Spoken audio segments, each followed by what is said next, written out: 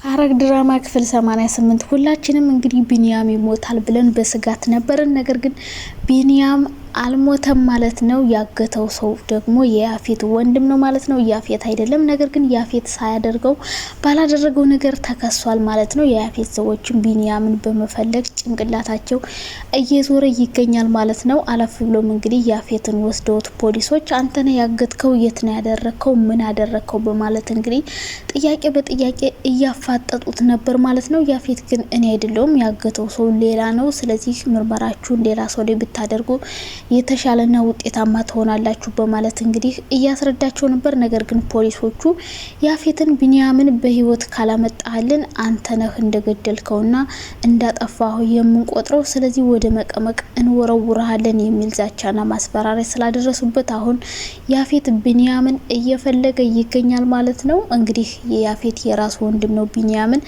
ያገተው ማለት ነው። እንግዲህ ቢኒያም ምናልባት ከእስር ቤት ወይም ከታገተበት ወይም ደግሞ የሆነ ነገር ሆኖ ሊወጣ ይችላል፣ ላይወጣም ይችላል። እንግዲህ ህይወቱ እንዲያልፍ ሊያደርገው ይችላል ምናልባት የያፌት ወንድም ማለት ነው። የሚፈጠረውን በቀጣይ ክፍል ነው የምናየው ማለት ነው። ምናልባት ከዛ ከወጣ በኋላ ምን ሊያደርገው ይችላል? ቢኒያም የዳግምን ወንድም እንግዲህ በደንብ አይቶታል፣ የዳግም ወንድም እንደሆነ ማለት ነው። ከለቀቀውና ከወጣ ግን የዳግም ወንድም ያልቅለታል ማለት ነው። ኤፍራታ እንግዲህ ቤት ውስጥ እየተጨናነቀችና እየደወለች ነበረ ምን እንደተፈጠረ ለማጣራት። ያፌት እንደታሰረ ምን እንደሆነ ሁሉንም አታውቅም ነበር። ነገር ግን ዳግም ሁሉንም ነገር ነግሯታል ማለት ነው። ያፌት ታስሮ እንደነበረ ቢኒያም ደግሞ እንደጠፋ ነግሯት ነበረ። ይህን እንግዲህ ስትሰማ በጣም ተደናግጣ ነበረ በሰዓቱ። ገነትም እንዲሁ አልሰማችም ነበር። ነገር ግን ሉሊት የተባለችው ተንከሲስ ታማም ቢሆን የማታርፍ ነገረኛ ሴት አለችና ቤት ውስጥ መሆኗ ኮንፈርት አይሰጥም፣ ብዙ ችግሮችን ትፈጥራለች። እንዳልኳችሁ እንግዲህ እንደምንም ብላ ሹልክ ብላ ሄዳ ደውላ ለገነት ያው ቢኒያም እንደሞተ ነግራት ነበር። ይህን ስትሰማ ገነትም እንግዲህ በድንጋጤ ወድቃ ጭንቅላቷ ላይ የሆነ ነገር ስለመታት አሁን አትናገርም፣ አታወራም፣ ምንም ነገር አታቅም ማለት ነው። በጣም ነው የሚያሳዝነው። እና ዳግም እንግዲህ ደውሎላት ነበር ለኤፍራታ። ኤፍራታም እንግዲህ ገነትን ልታያት ቤት ውስጥ መታ ነበረ። ብትመጣም ግን ልታናግራት አልቻለችም፣ ማናገር አልቻለችም። ባይኗ ብቻ ነበረ ስታወራ የነበረችው። ገነት እንግዲህ ኤፍራታም እዛው ነበረ ገነትን ልትጠይቃት ሄዳ፣ ያፌትም ናታንም በዛው ገነትን ለመጠየቅ ወደ ቤት ጎራ ሲል እንግዲህ ኤፍራታን ተቀምጣ አይቷታል ማለት ነው። ፊቱ እንደምንም ነበር እየፈካው፣ እንደ መብራት ነበር የበራው። በደስታ ታጥቦ ነበረ ፊቱ። ነገር ግን ኤፍራታም በሰዓቱ ተደስታ ነበር። ግን ደግሞ ሁለቱም ሰላም ሳይባባሉ ኤፍራታም ትንሽ ካየችው በኋላ ወደ ቤቷ መመለስን መርጣ በቃ ያፌት ይመጣል፣ ባሌ ይመጣል ብላ ተነስታ ሄዳለች ማለት ነው። ናታንም ባሌ በማለቷ በጣም ተናዶ ገነትን ከመጠየቅ ይልቅ ኤፍራታ የተናገረችውን ቃል እያንቀራጠጠ ባሌ ባሌ የምትለው ባልብርቁ እያለ እየተናደደና ጨጓራውን እያጨሰው ነበረ።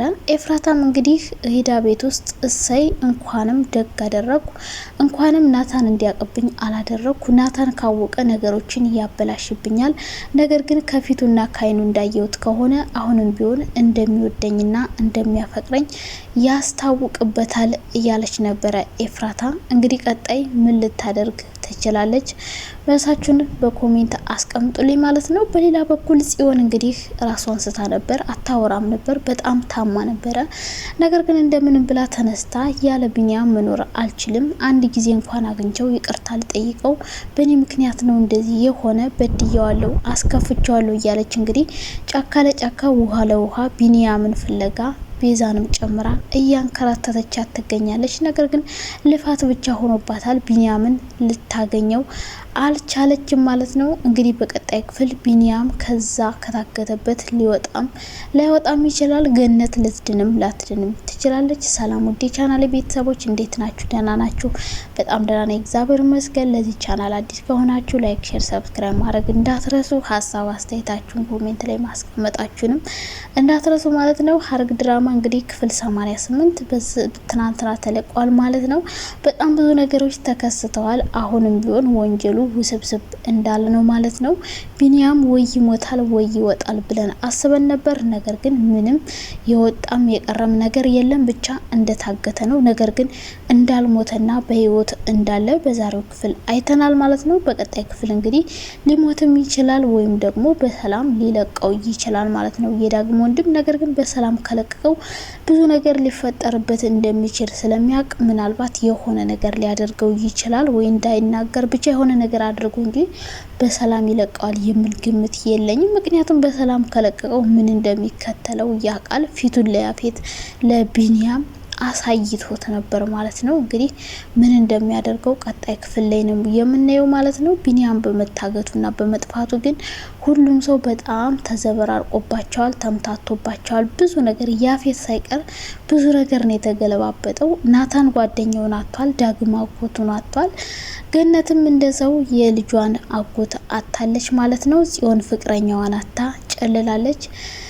ያፌት ደግሞ እንግዲህ በሱ ምክንያት ተጠርጥሮ ቢኒያም ካልተገኘ ሊታሰር ነው ማለት ነው። ስለዚህ የቢኒያም መገኘት በጣም ወሳኝ ነገር ነው ለሁሉም ሰው።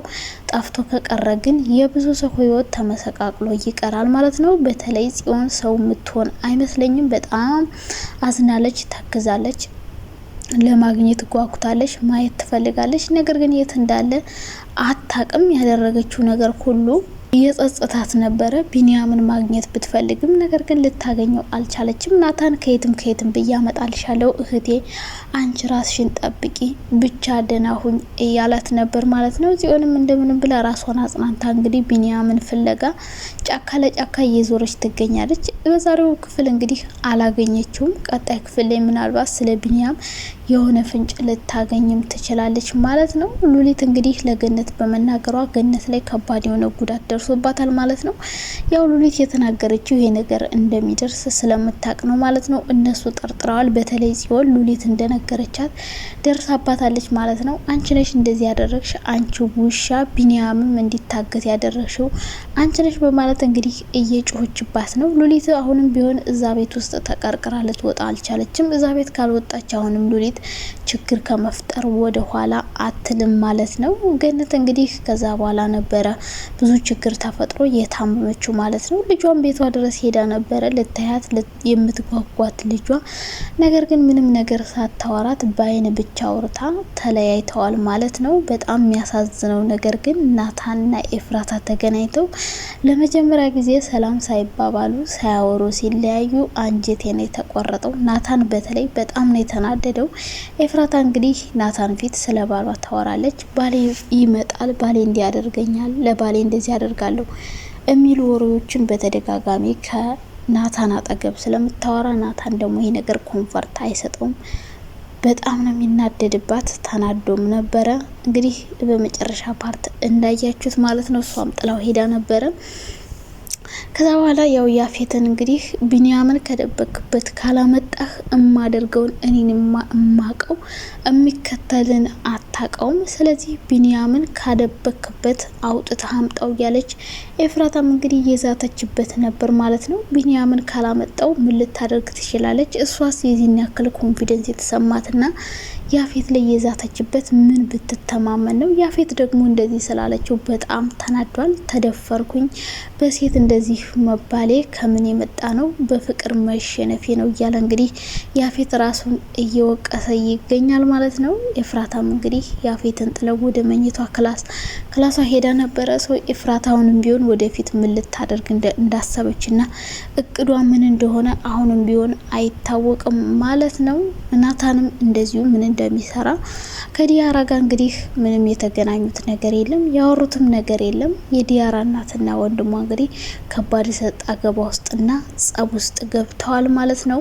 ብቻ ሐረግ ድራማ በጣም ውዝብዝብ እየሆነ ሄዷል ማለት ነው። እንግዲህ በቀጣይ ክፍል ምን ሊፈጠር ይችላል? ቢኒያም ይወጣል ወይስ ደግሞ ህይወቱ አልፎ ያፌት ወደ መቀመቅ ይወርዳል?